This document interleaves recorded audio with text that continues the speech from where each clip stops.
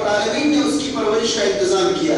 وَكَفَّلَهَا زَكَرِيَّا اور اس کی دیکھ بھال کی ذمہ داری اللہ تعالیٰ نے زکریا علیہ السلام کو دی.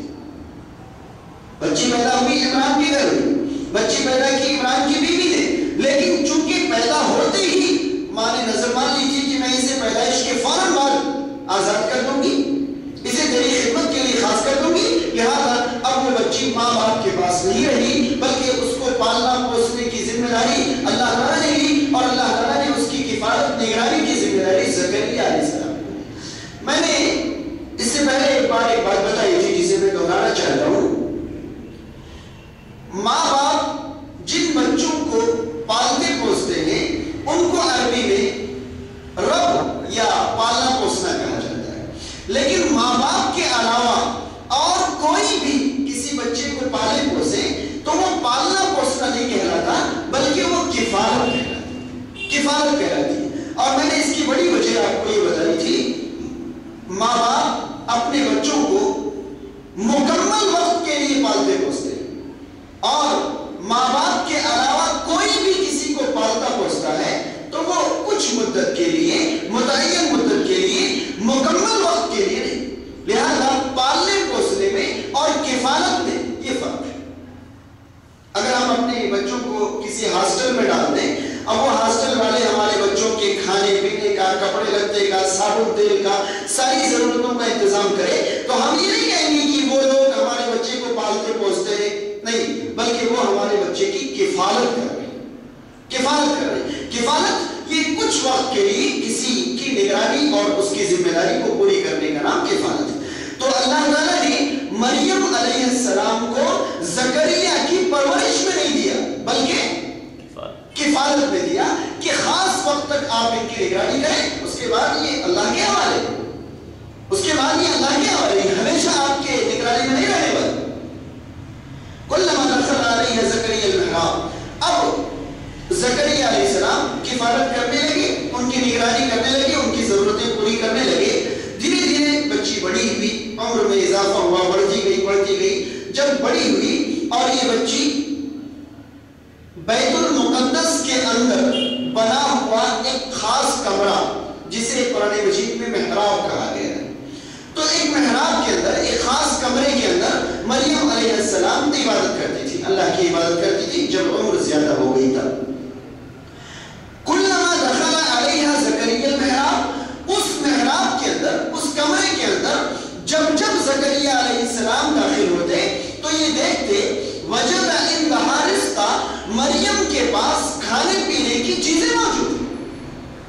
مریم کے پاس کھانے پینے کی چیزیں موجود ہیں. رزق آدمی کو زندگی گزارنے کے لیے جن چیزوں کی ضرورت پڑے اسے کیا کہا جاتا ہے؟ رزق. تو وجد عندہا رزقا، یہ زکریا علیہ السلام مریم کے پاس رزق پاتے. تفاسیر کی کتابوں میں یہ واضح کیا گیا ہے کہ یہ رزق پھل ہوتے تھے اور وہ بھی بلا موسم کے پھل. امرود کے دنوں میں آم کے دنوں میں امرود، انگور کے دنوں میں اور کچھ کے دنوں میں انگور، بلا موسم کے پھل جسے دیکھتے ہی آدمی کو تعجب ہو کہ بھائی ایک تو کوئی لانے والا نہیں اور پھر وہ چیز جو بازار میں دستیاب ہوئی، جو باہر حاصل نہیں، ایسی چیزیں مریم کے پاس رکھی ہوئی ملتی تھی. وجد عندہا رزقا، ان کے پاس ان کو رزق رکھا ہوا ملتا تھا. قال یا مریم انا لک ھذا، زکریا علیہ السلام نے فوراً پوچھا کہ مریم یہ چیزیں تمہیں کہاں سے ملی؟ انا لک ھذا، یہ چیزیں کیسے تمہارے پاس پہنچی، کہاں سے تمہارے پاس آئی؟ قالت هو من عند اللہ، مریم نے سیدھا سا جواب دیا یہ میرے اللہ کے پاس سے میرے پاس ہے. اب آپ بتائیے کہ مریم علیہ السلام کی پرورش زکریا علیہ السلام کر رہے تھے یا اللہ تعالیٰ کر رہا تھا؟ اللہ تعالیٰ کر رہا تھا. اور میں نے ایک بات کی جانب اشارہ کیا کہ جب زکریا علیہ السلام داخل ہوتے تھے، یہ لفظ کلما عربی میں استمرار کا معنی دیتا ہے. ایک بار یہ واقعہ پیش نہیں آیا تھا. زکریا علیہ السلام ایک بار داخل ہوئے اور پھل دکھا، ایسا نہیں، بلکہ کلما، جب استمرار کا معنی پایا جا رہا کہ جب بھی زکریا کمرے میں داخل ہوئے تو وہاں پھل ملتا تھا، رزق کا سامان انہیں نظر آتا تھا. اب آپ بتائیے یہ استمرار کے ساتھ مریم علیہ السلام کے پاس رزق پہنچانے والے نے اس کی پرورش کی یا نگرانی کرنے والے؟ یہ رزق پہنچانے والے کی پرورش اور یہ رزق پہنچانے والا کوئی نہیں اللہ تعالیٰ تھا.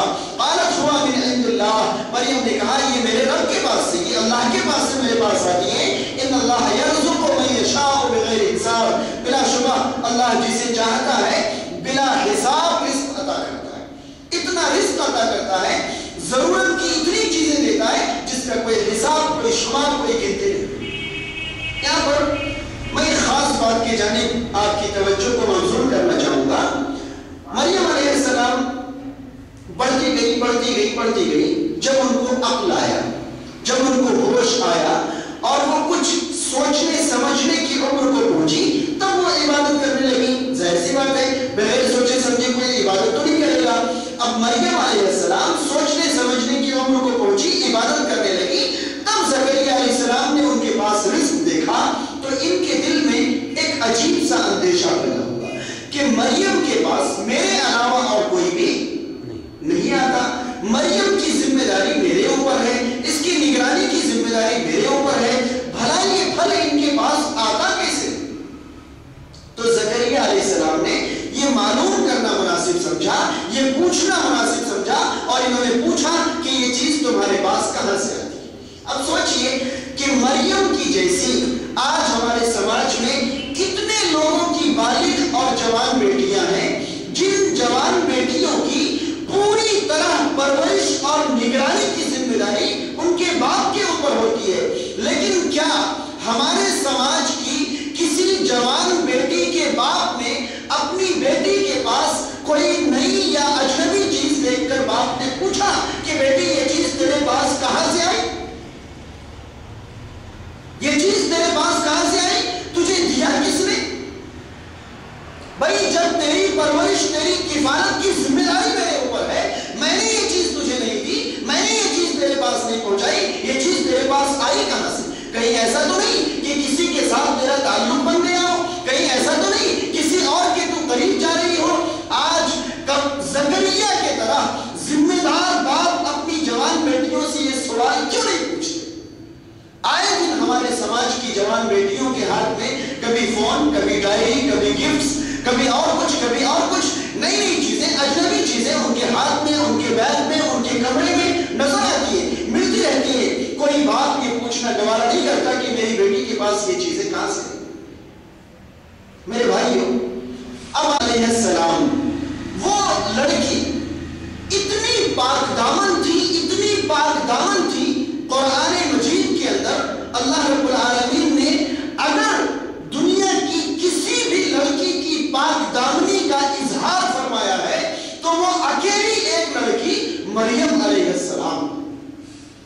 واللتی احسنت فرجہا، اللہ تعالیٰ نے مریم کی جانب اشارہ کر کے فرمایا کہ مریم وہ عورت ہے جس نے اپنی شرمگاہ کی حفاظت کی.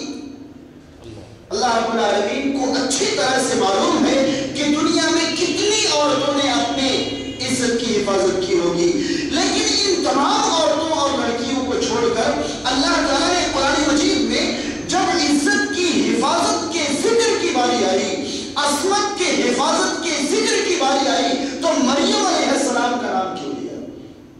سوچئے کہ انہوں نے کس طرح اپنی حفاظت کی ہوگی، حفاظت کا کیسا طریقہ انہوں نے اختیار کیا ہوگا جو اللہ رب العالمین کو اس قدر پسند آیا. اللہ تعالیٰ نے قرآن مجید میں ان کی حفاظت کا ذکر.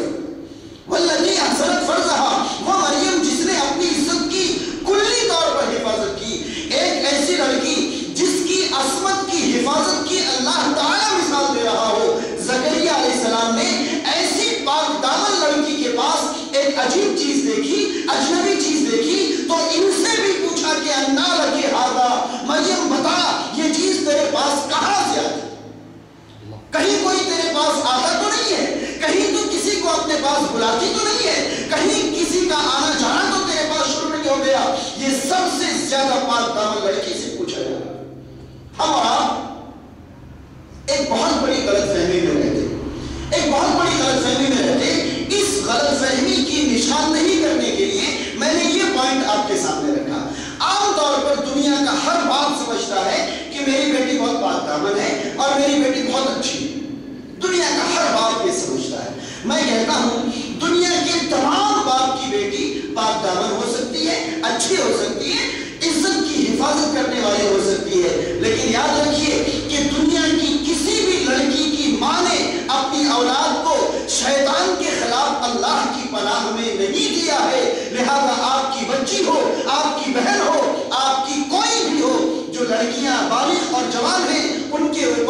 شیطان کا حربہ چلنا ممکن ہے، ان کے اوپر شیطان کا اثر ہونا ممکن ہے، اور شیطان دنیا کی تمام اچھی سے اچھی عورتوں کو برائیوں کے طرف دھکیلنے کی کوشش میں لگا رہتا ہے۔ آپ ایک اچھی لڑکی کے باپ ہو سکتے ہیں، آپ ایک پاک دامن لڑکی کے بھائی ہو سکتے ہیں، لیکن اپنی پاک دامن بیٹی یا بہن کے اوپر شیطان کے اثر سے آپ کبھی محفوظ نہیں ہو سکتے۔ لہذا اگر آپ زکریا علیہ السلام تو مریم کے کفیل تھے، باپ کے نہیں تھے، کفیل تھے، باپ نہیں تھے، باپ کے اوپر مکمل نگرانی کی ذمہ داری، کفیل کے اوپر کچھ وقت کے لیے۔ جب کفیل نے ایسا سوال کیا تو باپ کو کیسی نگرانی کرنی چاہیے اپنی بیٹی کو؟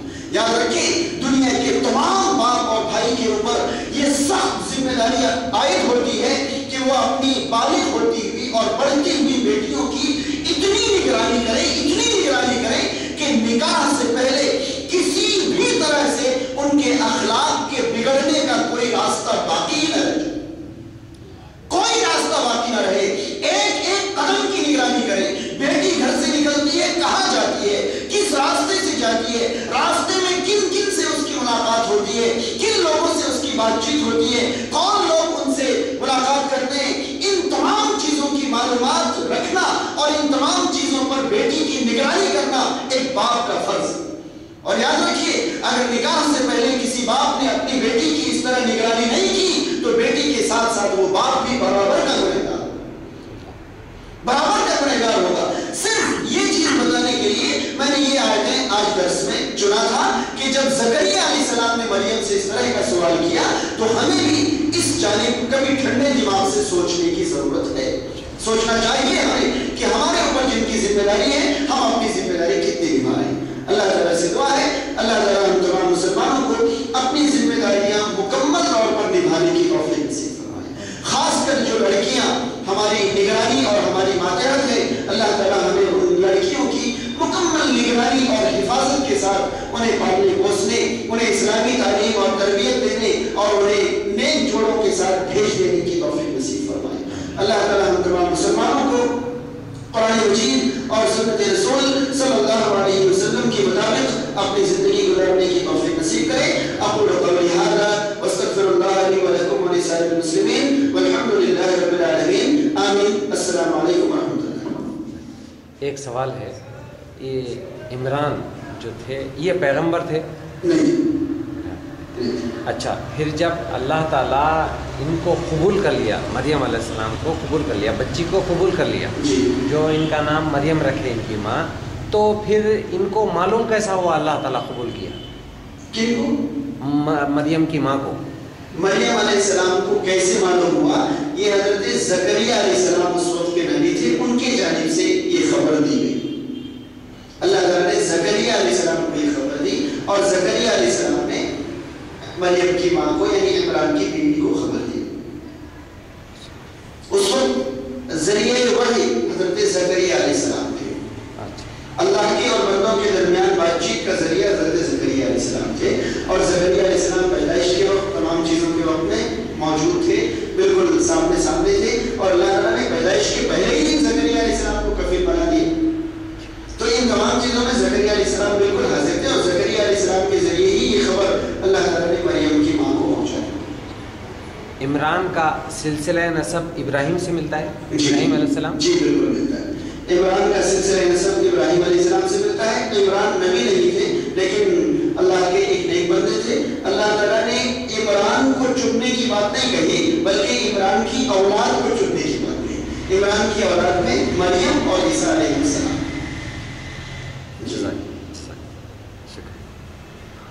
جس طرح سے ابراہیم علیہ السلام کے خاندان کو یہاں پر چننے کی بات آئی ہے، اعلیٰ ابراہیم کے خاندان کو میں نے چنا، تو یہاں پر ابراہیم علیہ السلام شامل نہیں ہے، لیکن ہم آپ درود پڑھتے ہیں کما صلیت علی ابراہیم وعلی آل ابراہیم، یعنی ابراہیم پر جس طرح رحمت ہوئی اور آل ابراہیم پر رحمت ہوئی اس طرح رحمت نبی کریم صلی اللہ علیہ وسلم پر فرما۔ تو پھر ہم ابراہیم اور ان کی آل دونوں کو شامل کرتے ہیں۔ یہاں پر اللہ تعالیٰ نے ابراہیم کو شامل کیے بغیر ان کی آل کا ذکر فرمایا، اور عمران کو شامل کیے بغیر ان کی آل کا ذکر فرمایا، لیکن عمران اور کہیں